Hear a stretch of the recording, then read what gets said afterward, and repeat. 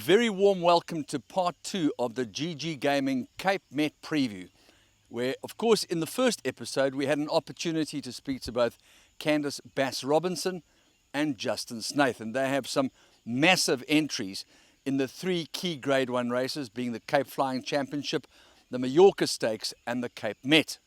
In part 2, which is recorded at the Sabi Sun Resort, behind me, of course, is a massive crocodile, which is obviously of no use whatsoever to man or beast as far as finding winners are concerned. But I just thought I'd let you know that GG Gaming extends way beyond the shores of Cape Town, all the way up to Mpumalanga. So we're going to have an opportunity now to speak to a man who has won the Met on 3 separate occasions, a guy by the name of Vaughan Marshall, a veteran of the Met when he won with La Fabulous, Hill 54, and last year with a horse called One World. He has a very handsome son of Silvano, which has snuck a little bit under the radar, but we have good reason to believe that he has more than a fighting chance in this year's Cape Met. We're also going to have the opportunity to speak to Eric Sands, who's got the half-brothers, Golden Ducat and Rainbow Bridge, who of course has won the Met 2 years back and was second last year with Ryan Moore aboard. We're also going to chat to Adam Marcus, who's got a very interesting runner in the Met, the only 3-year-old filly in the race. We're going to chat to a guy by the name of Greg Enion. We're going to speak to Greg Sheen. We're also going to speak to Sean Tarry, who's the champion trainer. And lastly, but by no means least, we're going to have a chat to Glenn Kotson. And so without any further ado, we hope that you enjoy part 2 of the GG Gaming Cape Met Preview for 2021.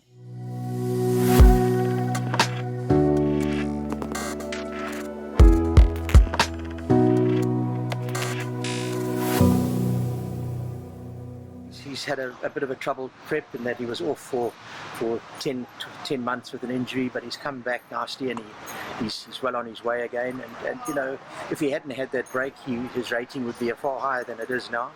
But we'll take our chances. You know, he's only had a couple of starts as a 4-year-old, and he's won one and ran second in the other. So things are coming along the right way for him. And we ran a very good race in the Queen's Plate if you analyse the races that was run. I don't think you must discount him. I know that there are a lot of big guns in the race, but we'll be right there.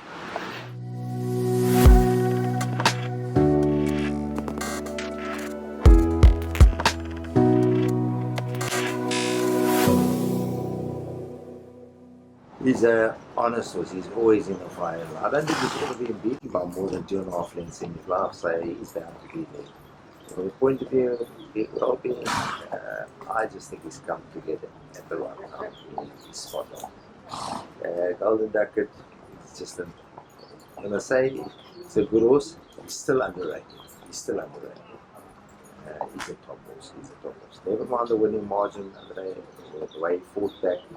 Never mind the time before his first run back with a 3-year-old beating. He's also quirky. He's put a hole in somebody's head and he's bitten somebody's hand, but when Jessica brought Sophia around to see him, Jessica's baby, he couldn't leave her alone. He just, wherever she went, he wanted to follow her.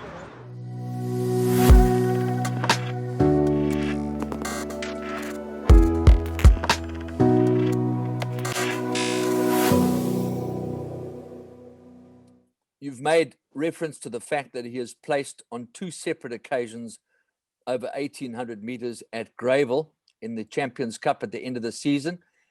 You said that he was probably finding 1,400 a little bit sharp. What did you make of his Lormorans Queen's Plate performance? It's very hard for me to make anything of it, Andrew, when the race is run a second and a half slower than the green point. Take nothing away from the winner. He did all he had to do, and I think a top ride from Grant van Niekerk, who summed the pace up very early, pounced quickly and set sail for home, and that's what won him the race. You know, that's what happens when you awake to pace and you can turn it on. If you've got a horse that's got to turn a foot, then that's ideal, isn't it? It certainly is. And, you know, there was always a lot of talk before the race itself that the 3-year-olds were outstanding. Jet Dark obviously did what nobody had done, you know, prior to Give Me the Green Light, and Variety Club, who were exceptional 3-year-olds of their generation. It doesn't make Jet Dark exceptional yet, but it makes him very, very good. You have to be very good to win the Queen's Plate as a 3-year-old. That's why I said take nothing away from the winner. But wouldn't it have been great to have seen a true run race and let the 3-year-old win the race that's in a true run race? Then that would have been full of merit. But he did all he had to do. You can take nothing away from him. Bottom line is, I felt that his first run in Cape Town was exceptional. And given the fact that he was a kilo worse off and the pace was very slow in the Queen's Plate, there's nothing untoward with his prep or the way that I saw his performance. If you look at his best runs all come from fast times. He's not a horse that canters and quickens in front. He's a horse that when he's gone the mile, obviously we're talking about, his best runs have come from fast run races. And even in a race like the Champions Cup, where he's run third twice, he got much closer when it was a true run race. He's got to be showing signs of stamina, Andrew. A horse that wants a proper gallop as opposed to a canter sprint. To me, he's showing that he's got more stamina than speed. That opens up a very, very important question. With the field being cut down to 11 for obvious reasons, as Justin explained to us yesterday at Kenilworth, and why a lot of horses that could have run haven't run because of the rule that will penalize them and maybe take care of their Natal season. That's his view. But the point is, who is going to make the pace? Is it going to be Running Brave that goes up handy?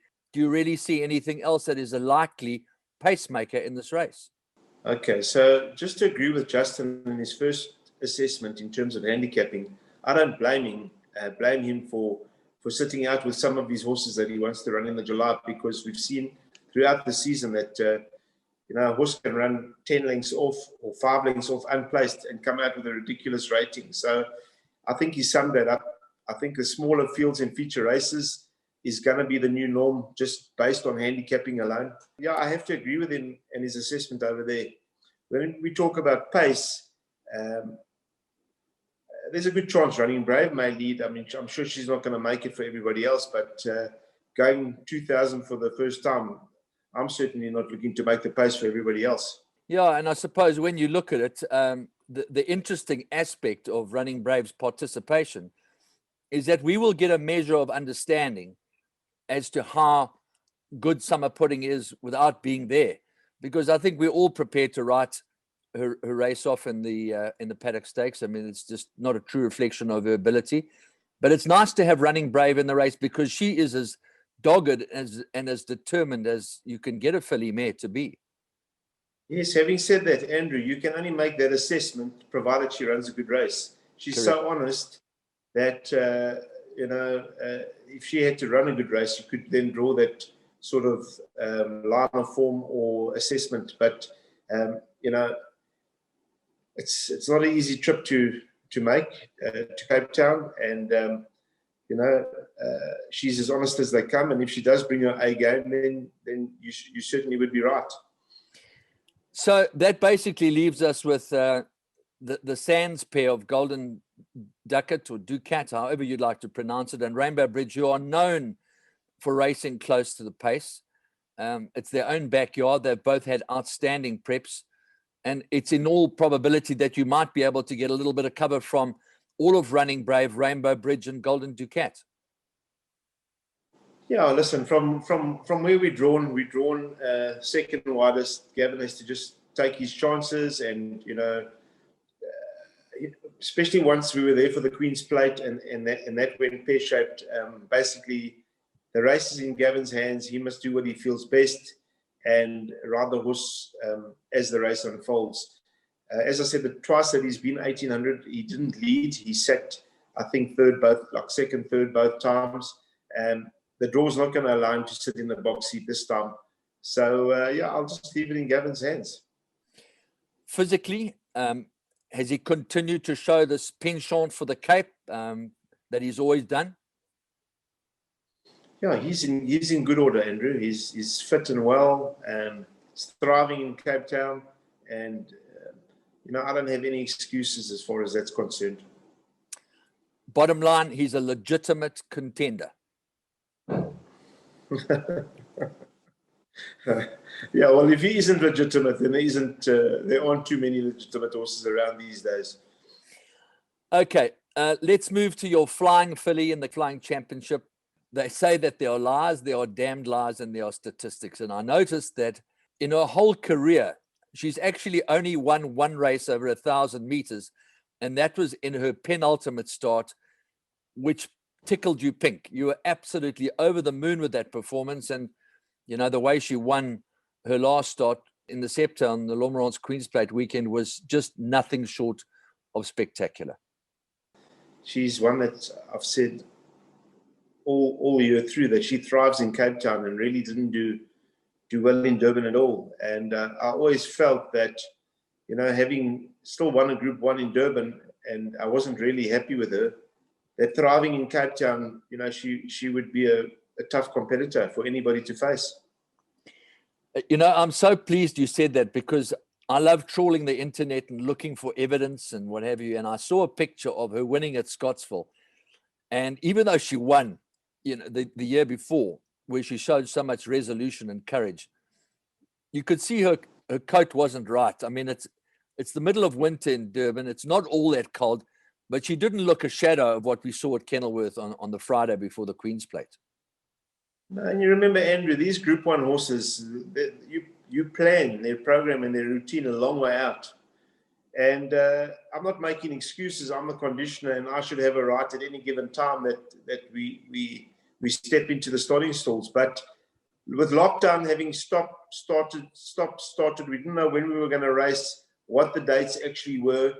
I had already maybe far too early in the season to when we eventually raced. And, you know, she didn't enjoy that.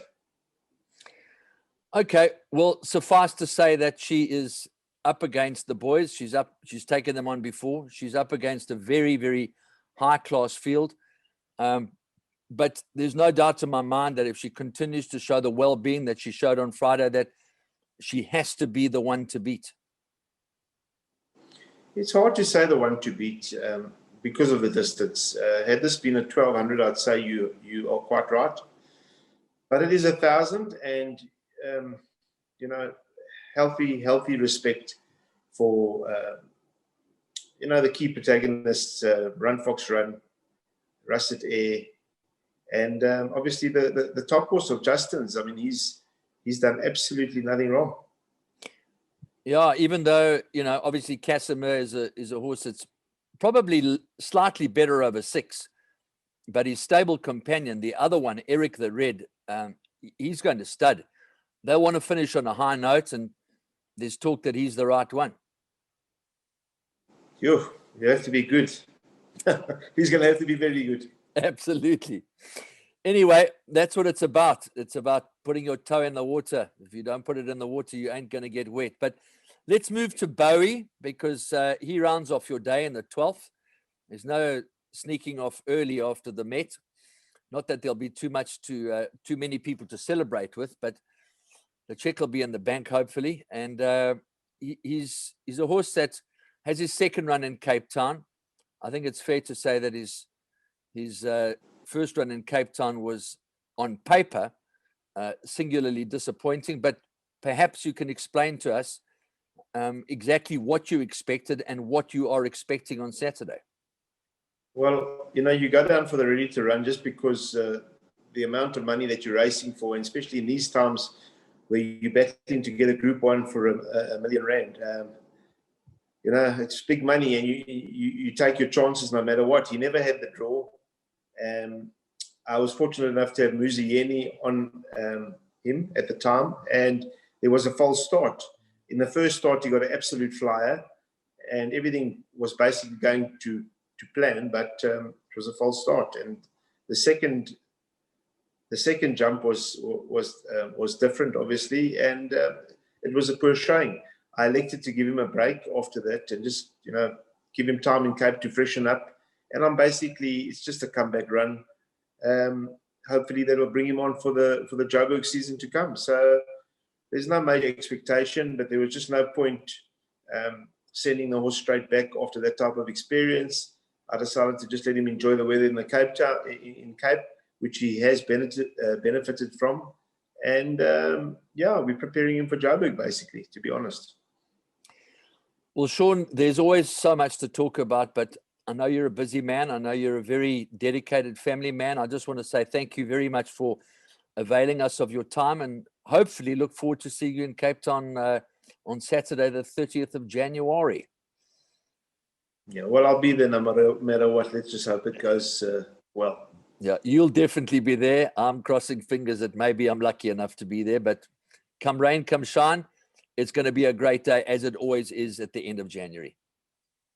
Yeah, thanks, Andrew. Looking forward to it. And, Cape Racing have done very well in this time to pull things together. Their sponsorships have come to the party. And obviously, there's a lot happening in Cape Town at the moment in Cape Racing. And I wish them well, and I wish they continue on the right track. I must admit, I've heard nothing but huge compliments for the production that they produced on Lormeron's Queen's Plate Day, with the technology that they harnessed, the new camera angles. It really was top draw in my book. Yes, and I have complimented that race day and that festival a number of times. But even beyond that race day, the Cape season is definitely they seem to be more focused, and I'm very happy with what they've achieved thus far. Mr. Sean Terry, champion trainer of South Africa, thank you for joining us. Have a lovely evening and travel safe. Thanks, Andrew. It was a pleasure.